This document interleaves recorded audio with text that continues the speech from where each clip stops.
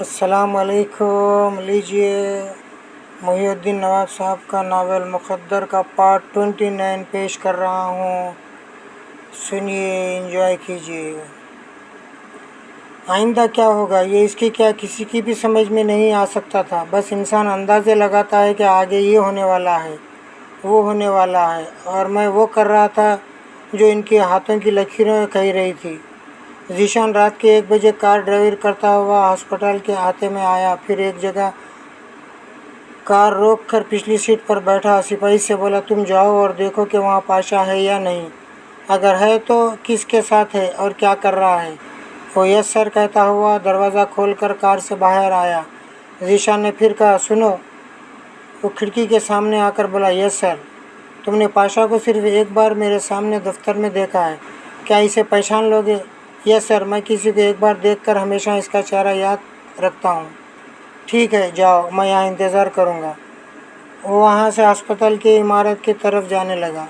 ज़ीशान इसे जाते हुए देख रहा था और सोच रहा था, पाशा जानी अब तक एक सच्चा और खरा इंसान साबित होता रहा है। यकीन नहीं आ रहा है कि वो बैक वक्त 2 लड़कियों को मोहब्बत का फ़रेब दे रहा है। कुछ मुजरिमाना जहन रखने वाले बहुत गहरे होते हैं। ऊपर से फरिश्ते और अंदर से शैतान ऐसे ज़बरदस्त बहरूपिये होते हैं कि हम पुलिस वाले भी धोखा खा जाते हैं। मैं देखूंगा कि अब तक एक टैक्सी ड्राइवर से मैं किस तरह धोखा खाता रहा हूँ। सिपाही अस्पताल के अंदर आकर वहाँ से मुख्तलिफ़ हिस्सों से गुज़रता हुआ इस राहदारी में आया जहाँ डॉक्टरों के अलग अलग कमरे थे।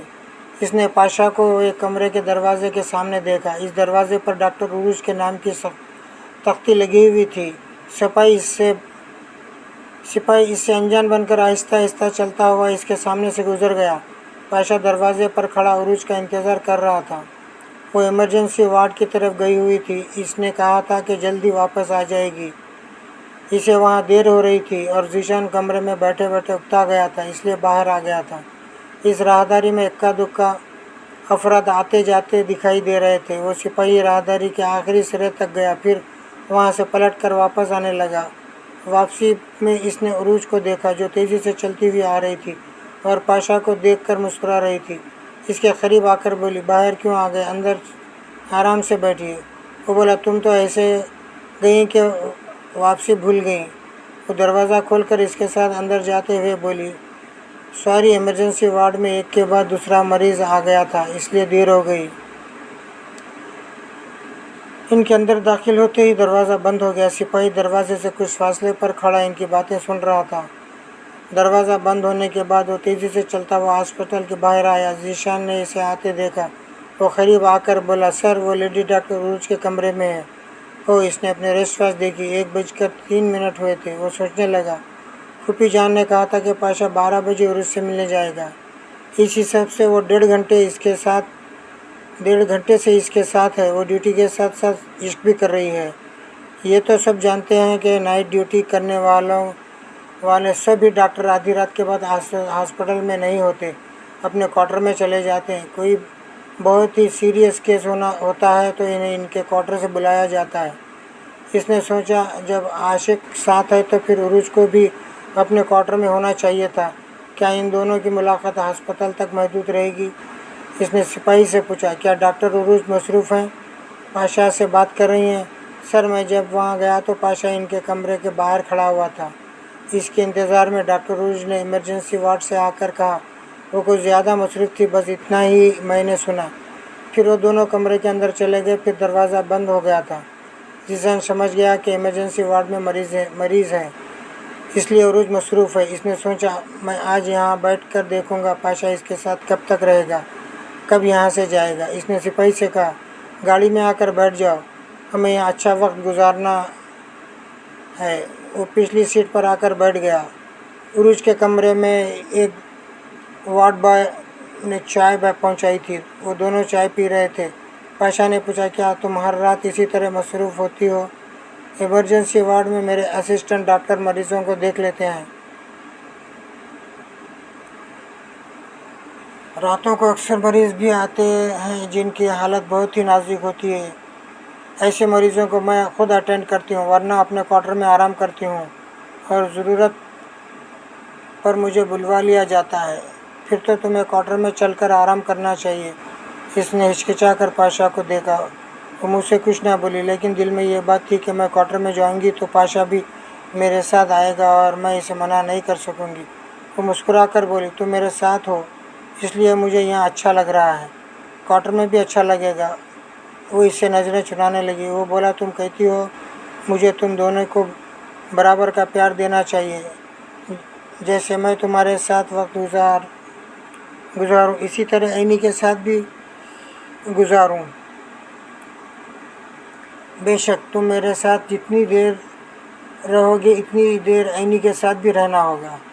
ज़रूर रहूँगा, लेकिन आज जिस तरह मैंने ऐनी के साथ वक्त गुजारा है इसी तरह से तुम्हारे साथ भी गुजारना चाहता हूँ और तुम इनकार नहीं करोगी।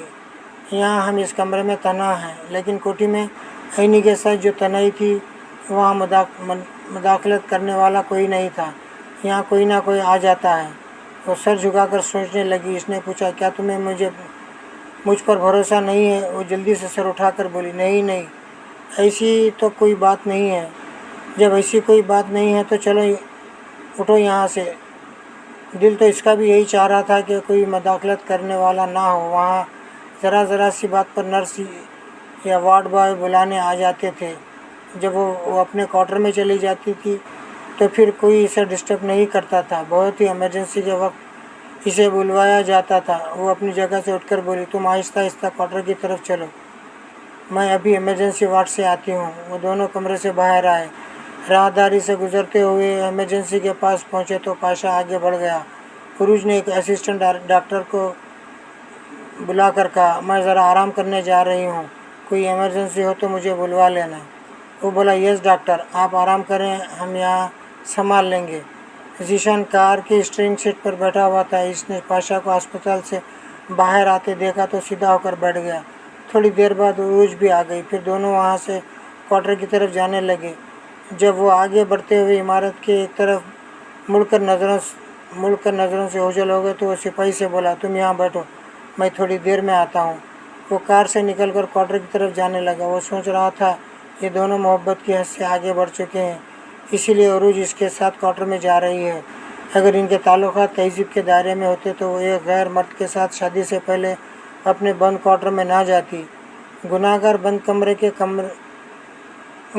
बंद मकान के बंद कमरे में होते हैं, इसलिए कोई इनके गुनाह का चश्मदीद गवाह नहीं होता। लेकिन जब एक जवान औरत और मर्द बंद कमरे में पाए जाते हैं तो इनका मुहासबा किया जा सकता है कि इनके दरमियान क्या रिश्ता है, क्या वो मियाँ बीवी हैं, क्या इनका निकाह पढ़वाया गया है, अगर नहीं तो किस रिश्ते से एक बंद कमरे में थे। ये तो मोटी अकल से भी समझा जा सकता है कि वो बंद कमरे में क्या कर रहे थे। उरूज ने दरवाज़ा खोला और दोनों अंदर आ गए। अंदर गहरी तारीकी थी। वो बोली, यहाँ ठहरो, मैं लाइट ऑन करती हूँ।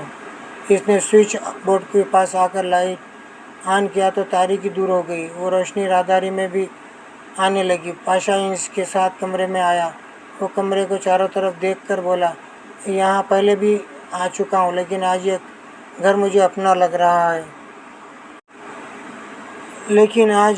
अपना लग रहा है क्योंकि तुम मेरी अपनी बन चुकी हो। वो शौक़ी से मुस्कुरा कर बोली, मैंने तो ऐसी कोई बात नहीं की, क्या BBC की न्यूज़ सुना रहे हो? वो इसके करीब आ गया। उरूज ज़रा परेशान हो गई। वो अपना हाथ इसके तरफ बढ़ाकर बोला, अपना हाथ मुझे दो। वो एक कदम पीछे होकर बोली, नहीं, हमारे दरमियान एक हद मुकर्रर होनी चाहिए। मैं अपनी हद में रहूँगा, लेकिन तुमने कहा था कि मुझे तुम दोनों सहेलियों से बराबर इंसाफ करना है, लिहाजा इंसाफ करने में तुम मुझसे ताउन करो। तुम किस तरह का ताउन चाहते हो? यही कि जो मैंने ऐनी के साथ किया वही तुम्हारे साथ भी होने दो। वो उलझ सी गई। दिल घबराने लगा। पता नहीं इसने ऐनी के साथ क्या किया है। मैंने आज ऐनी का हाथ पकड़ा था, इसका हाथ मेरे हाथों में आ चुका है। वो इनकार में सर हिलाकर बोली, तुम झूठ बोल रहे हो। झूठ बोलकर मेरा हाथ पकड़ना चाहते हो। तुम जानती हो मैं झूठ नहीं बोलता। अगर तुम्हें यकीन नहीं आ रहा है तो अभी फ़ोन करके ऐनी से पूछो, वो बताएगी कि मैंने इसका हाथ अपने हाथ में लिया या नहीं। तुम्हारे تمہارے آنے سے پہلے فون پر عینی سے بات ہوئی تھی اور میں نے پوچھا بھی تھا کہ تم صرف اس سے باتیں کرتے ہوئے آگے بڑھے ہو۔ اس نے صاف طور پر کہا کہ تم صرف باتیں تک محدود رہے تھے۔ پھر تو اس نے اصل بات چھپائی ہے۔ اس کی حیا کا تقاضا ہوگا۔ وہ نہیں بتانا چاہتی تھی کہ پہلی بار ایک چاہنے والے کے اس نے اس کے ہاتھ کو تھام لیا تھا۔ وہ مجھ سے کبھی کوئی بات نہیں چھپاتی ہے۔ تمہارا بھی یہی دعویٰ تھا کہ تم اس سے کوئی بات نہیں چھپاتی ہو، لیکن میری محبت اور دیوانگی اس سے چھپاتی رہی ہو۔ بولو، کیا تم نے ایسا نہیں کیا تھا؟ ہاں، میں مانتی ہوں کہ لڑکیاں اپنے چاہنے والے کی کچھ باتیں اپنی سہیلیوں سے بھی چھپاتی ہیں، لیکن فی الحال ہمارے درمیان فاصلہ رہنا چاہیے۔ وہ پلٹ کر دوسرے کمرے کی طرف جانے لگی۔ وہ اس کے پیچھے چلتے ہوئے بولا، تم انکار کرو گی تو میں کل عینی کا ہاتھ تبھی پکڑوں گا۔ وہ ہاتھ پیش کرے گی تو میں انکار کر دوں گا۔ دوسرے کمرے میں آ کر رک گئی، پریشان ہو کر پاشا کو دیکھ کر بولی، دیکھو، اس کے ساتھ ایسا سلوک نہ کرنا کہ اس کا دل ٹوٹ جائے۔ وہ بیڈ کے سرہانے آ گئی۔ وہاں تکیے کے پاس اس کا بیگ رکھا ہوا تھا اور اس بیگ میں آئی ڈراپس کی 2 بوتلیں رکھی ہوئی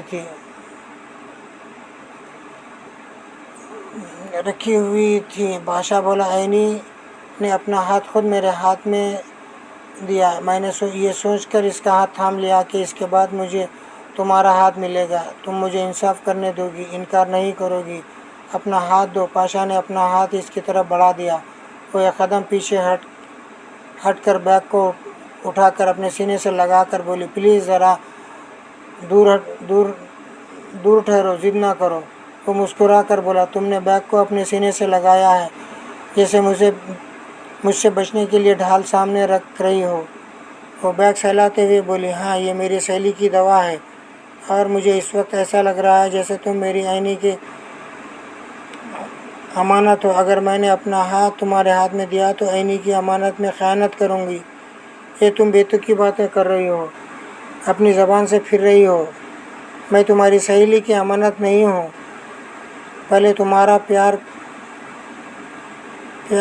ہوں۔ یہ بات تو عینی کو کہنا چاہیے کہ میں تمہاری امانت ہوں اور تمہاری اس سہیلی کو امانت میں خیانت نہیں کرنا چاہیے۔ پاشا کا ہاتھ اس کی طرف بڑھا ہوا تھا۔ وہ سمجھ رہی تھی کہ انکار کی گنجائش نہیں ہے۔ اگر وہ اپنا ہاتھ اس کے ہاتھ میں نہیں دے گی تو وہ دونوں سہیلیوں کے درمیان پیار کا توازن قائم رکھنے کے لیے خود ہی اس کا ہاتھ پکڑ لے گا۔ اس کی سمجھ میں نہیں آ رہا تھا کہ کس طرح باتیں بنا کر اس سے ذرا فاصلہ رکھا جائے۔ ایسے ہی وقت کال بیل کی آواز سنائی دی تو اس کی جان میں جان آئی۔ پاشا نے چونک کر پوچھا، یہ اس وقت کون آیا ہے؟ کون ہو سکتا ہے؟ ہسپتال سے وارڈ بوائے آیا ہوگا، کوئی ایمرجنسی ہوگی۔ وہ ناگواری سے بولا، کیا مصیبت ہے؟ وہ بیگ کو تکیے کے پاس رکھ کر پاشا سے کتراتی ہوئی کمرے سے باہر جانے لگی۔ وہ بھی پیچھے چلتا ہوا دوسرے کمرے میں آیا۔ کال بیل 2 بار بج چکی۔ عروج کو کوریڈور جاتے وقت بولی، 1 منٹ آ رہی ہوں۔ وہ سمجھ رہی تھی کہ معمول کے مطابق وارڈ بوائے بلانے آیا ہے، لیکن یہ ضروری تو نہیں کہ جو سوچا جائے وہی سامنے آ جائے۔ سامنے تو وہ آتا ہے جسے میں لاتا ہوں۔ میں ان لمحات میں ذیشان پاشا جانی عروج عینی کا مرکزی مقدر بنا ہوا تھا۔ ایک مرکز پر کھڑے رہ کر کسی کو آگے اور کسی کو پیچھے دھکیل دیتا تھا، کسی کو گرانا، کسی کو سنبھالنا تھا۔ عروج نے دروازہ کھولا تو اوپر کی سانس اوپر رہ گئی، چہرے کا رنگ اڑ گیا۔ وہ لرزتی ہوئی آواز میں بولی، آپ؟ وہ اسے نفرت سے دیکھ کر بولا، ہاں۔ کیا مجھے دیکھ کر ہوش اڑ گئے ہیں؟ ہاں، نہیں، ایسی تو کوئی بات نہیں ہے۔ تو پھر میں اندر آؤں یا تم باہر آؤ گی؟ وہ خاموشی سے سر جھکا کر ایک طرف ہٹ گئی۔ وہ اندر آ کر کوریڈور سے گزرتا ہوا کمرے کے دروازے پر پہنچا تو پاشا اسے دیکھ کر پریشان ہو گیا۔ ذیشان نے کمرے کے اندر آتے ہوئے پوچھا، تم یہاں کیا کر رہے ہو؟ وہ ہچکچا کر بولا، میں ہسپتال میں عروج سے ملنے آیا تھا۔ ہسپتال میں ملنے آئے تھے تو یہاں کیا کر رہے ہو؟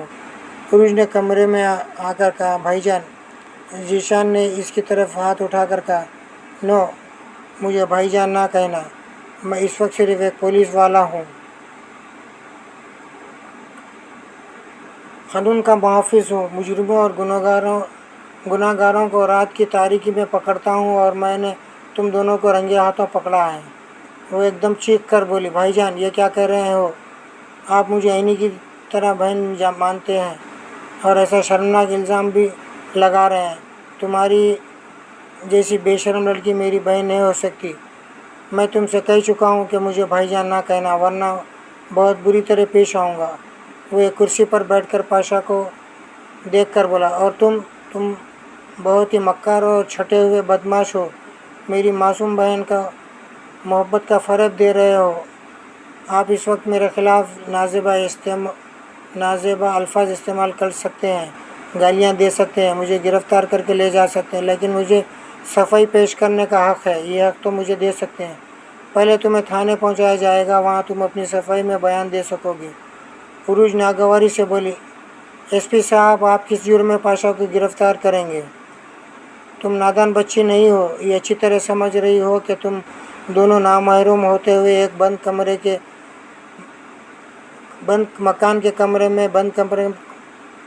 کمرے میں پکڑے گئے ہو۔ آپ کی اصلاح کے لیے عرض ہے کہ پاشا میرے محسن ہیں۔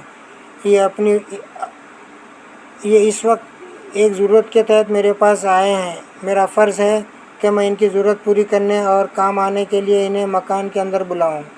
وہ ایک کمرے سے دوسری طرف جاتے ہوئے بولی، جناب ایس پی صاحب، آپ اپنے اعلیٰ عہدے کے بل پر مجھ پر کیچڑ نہیں اچھال سکتے۔ میں بھی ایک معزز ڈاکٹر ہوں اور کوئی بھی مریض میرے پاس کسی بھی وقت آ سکتا ہے۔ تم بہت چالاک بننے کی کوشش کر رہے ہو۔ اس وقت باوجود میں تمہیں بدکاری کے الزام میں گرفتار کر سکتا ہوں۔ وہ چیخ کر بولے، شٹ اپ! میں اب تک لحاظ کر رہی ہوں کیونکہ تم میری عینی کے بڑے بھائی ہو۔ وہ موبائل فون نکال کر اسے دکھاتے ہوئے بولی، میں ابھی یہاں کے سینئر ڈاکٹر کو بلا کر بیان دوں گی کہ ایس پی جبراً میرے کوارٹر میں گھس آیا ہے اور ایک مجبور شخص کے مجھے بدنام کروا رہا ہے۔ اس سے پہلے کہ مجھے الزام دے ابھی فوراً میرا میڈیکل چیک اپ کروایا جائے، ثابت ہو جائے کہ میں نے کوئی بدکاری نہیں کی ہے۔ ذیشان سوچ میں پڑ گیا۔ سوچ یہ تھی کہ اس نے اس میں آنے کے سلسلے میں جلدی کی ہے۔ اگر کچھ وقت دیر سے آتا تو وہ دونوں رات کی تنہائی میں حد سے آگے بڑھ جاتے اور گناہ گار بن جاتے۔ تب میڈیکل رپورٹ ان کی ثابت ہو جاتا، لیکن اب ایسا نہیں ہو سکتا تھا۔ عروج فون نمبر ملا رہی تھی۔ وہ جلدی سے بولا، رک جاؤ۔ وہ طنزیہ انداز میں بولی، کیا ہوا ایس پی صاحب؟ آپ کو اپنی قانونی کمزوریاں سمجھ میں آ گئی ہیں۔ مجھے طعنہ نہ دو، میں تمہیں الزام نہیں دوں گا۔ حقیقت اپنی جگہ اٹل ہے کہ تم دونوں مل کر میری بہن کو دھوکہ دے رہے ہو۔ کیا آپ بہن کو دھوکہ دینے کے الزام میں گرفتار کریں گے؟ عینی نادان بچی نہیں ہے۔ آپ ابھی میرے پاس سے فون پر بات کر رہے، اس کے سامنے مجھے اور پاشا کے بیان دیں، پھر دیکھیں گے وہ آپ کو کتنا سخت جواب دے گی۔ یہ میں جانتا ہوں، لیکن سبھی جانتے ہیں کہ اسے اپنے شہر میں جکڑ رکھا ہوا ہے۔ تمہاری جتنی بھی کی جائے وہ کبھی نہیں مانے گی۔ جب وہ مانے گی ہم اسے دھوکہ دے رہے ہیں، جب ہم نہیں مانیں گے کہ ہم دھوکے باز ہیں، تو پھر کیا کریں گے؟ آپ کے دل میں ہتھکڑیاں پہنانے کی خواہش ہی رہ جائے گی۔ وہ ذرا نرم ہو کر بولا، مجھے غلط نہ سمجھو، اگر تم دونوں مجرم ثابت ہوتے تب بھی میں تمہیں گرفتار نہ کرتا۔ یہ اچھی طرح جانتا ہوں کہ عینی تمہارے خلاف میری کوئی بھی کارروائی برداشت نہیں کرے گی، تمہاری توہین پر پھپر جائے گی۔ میں یہاں یہ سوچ کر آیا ہوں کہ تمہارے ارادے کے خلاف کچھ کرنا ہوگا، تب سب سے پہلے عینی کو اطلاع دوں گا، اسے تم دونوں کے فراڈ کے بارے میں بتاؤں گا۔ تو پھر دیر کیوں؟ آپ ابھی اسے بتائیں۔ وہ سوچ رہی ہوگی، میں صبح اسے سمجھاؤں گا اور दोनों से दूर रहने का मशवरा भी दूंगा। आप और आपके पूरा ख़ानदान इसे मशवरा देते रहने तब भी वो मुझसे दूर नहीं होगी। अब तो आप मेरे मुखालिफ हो गए हैं, मेरा वहाँ आना भी बर्दाश्त नहीं करेंगे, लेकिन मैं भी नहीं करूँगी। मैं अभी पाशा को रुखसत करने के बाद वहाँ आऊँगी। प्लीज़ आप जाइए, मुझे रोकने की कोशिश करें। वो इसे सोचती हुई नज़रों से देखने लगा। फिर सख्त लहजे में बोला, तुम नहीं जानती जब हम पुलिस वाले अपने मकसद में नाकाम रहते हैं तो किस तरह चोर दरवाज़ों से इंतकामी कार्रवाई करते रहते हैं। उरूज, तुम बहुत पछताओगी जब मेरा मुक़द्दर मेरा साथ नहीं देगा, और पछताना होगा तो पछताओंगे। फ़िलहाल आप यहाँ से जाएं, वरना। इसने मोबाइल फ़ोन को गिरफ्त में लेकर इसके सामने कहा। इसने उरूज की तरफ देखा, फिर वहाँ से पलटकर गुस्से से पाँव पटकता हुआ क्वार्टर से बाहर आ गया। इसकी एक गलती ने उरूज के सामने इसे कमज़ोर कर दिया था। अगर वो कुछ देर ठहर कर क्वार्टर में आता तब इसके ख्याल के मुताबिक दोनों गुनाहगार हो चुके होते और मेडिकल रिपोर्ट भी इनके खिलाफ ही गवाही देती। तब वो भरपूर कानूनी कार्रवाई कर सकता था, लेकिन इससे एक गलती हो गई थी। इसके नतीजे में उरूज का पल्ला भारी हो गया था। जीशान के वहाँ से जाते ही उरूज दोनों हाथों से मुंह छुपाकर रोने लगी। कहने लगी, तुम्हारे प्यार की दीवानगी ने मुझे किस मुकाम पर पहुँचा दिया। तुम यहाँ ना आते तो मुझ पर बदकारी का इल्ज़ाम कभी ना लगता। वो करीब आकर बोला, यह क्या कह रही हो? ख्वामख्वाह रो रही हो। हम पर बदकारी का इल्ज़ाम साबित नहीं हुआ है।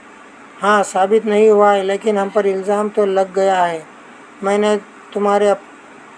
तुम्हें अपना हाथ भी पकड़ने नहीं दिया, फिर भी इतना बड़ा इल्ज़ाम बर्दाश्त कर रही हो। तुम मेरी शर्म व हया को नहीं समझ सकोगी। मुझे तुमसे मनसूब करके बेहयाई कहा गया है। हम मारने वाले का हाथ पकड़ सकते हैं, लेकिन बदनाम करने वाले की ज़बान नहीं पकड़ सकते। एक सर फिरे पुलिस ऑफिसर के इल्ज़ाम लगा देने से तुम बदनाम नहीं हो जाओगी। वो दोनों हाथों से चेहरे को छुपाती रोती रही। इसने कहा, देखो, इस वक्त मेरा दिल तुम्हारी तरफ खींचा जा रहा है। जी चाहता है कि आगे बढ़कर तुम्हारे आंसू पोंछ लूँ, लेकिन मैं अब तुमको छू कर इल्ज़ाम लेना नहीं चाहता और ना तुम्हारी बदनामी चाहता हूँ। प्लीज़ अपने आंसू पोंछ लो। वो आंचल से आंसू साफ करते हुए कहने लगी, कोई और वक्त होता तो मैं तुम्हें जाने को ना कहती, लेकिन तुम हालात की नज़ाकत को समझो और फ़ौरन यहाँ से चले जाओ। जीशान भाई जैसे अफसर बड़े बददिमाग होते हैं, नाकामी बर्दाश्त नहीं करते। वो फिर पलटकर हमारे ख़िलाफ़ कार्रवाई कर सकते हैं। तुम इन्हें मौका ना दो। ठीक है, मैं जा रहा हूँ। घर पहुँचकर एक बार फ़ोन पर बात करूँगा। इसके बाद हम सो जाएंगे। वो शब बखैर कहकर वहाँ से चला गया। उरूज दरवाज़ा बंद करके फिर इससे बेडरूम पर औंधे मुँह गिरकर रोने लगी। अब से वो पहले किसी ने इस पर इतना बड़ा इल्ज़ाम नहीं लगाया था, और फिर से जिसे वो दिल में जान से चाहती थी, इसके सामने इसे बदकार कहा गया था। ये बात इसके दिल को बहुत ही सदमा पहुंचा रही थी। वो बैग इसके सामने रखा हुआ था। वो अपनी ज़बानी से कह रहा था कि अभी तुमने सदमा देखे ही कहाँ है। अभी मेरे अंदर के पावर को आग उगलना है। अभी इश्क के इम्तिहान और भी हैं। रात के 3 बजने वाले थे। फलकनाज की आंखों की नींद उड़ी हुई थी। वो बेचैनी से जीशान का इंतज़ार कर रही थी। कभी अपने बेडरूम में जाती, कभी ड्राइंग रूम में आकर टहलने लगती। ऐसे ही वक्त फ़ोन की घंटी बजने लगी।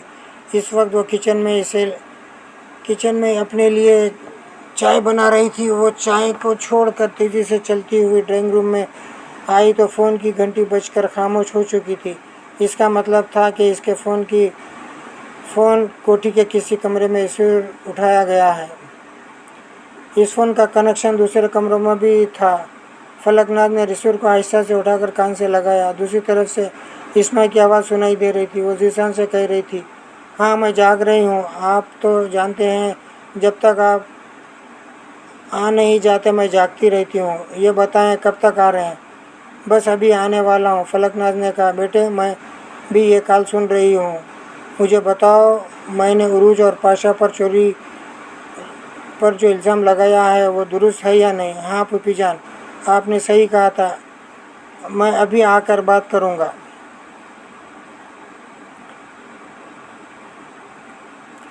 بس بیٹا تم نے میرا کلیجہ ٹھنڈا کر دیا، میری عزت رہ گئی، میں جھوٹی نہیں ہوں۔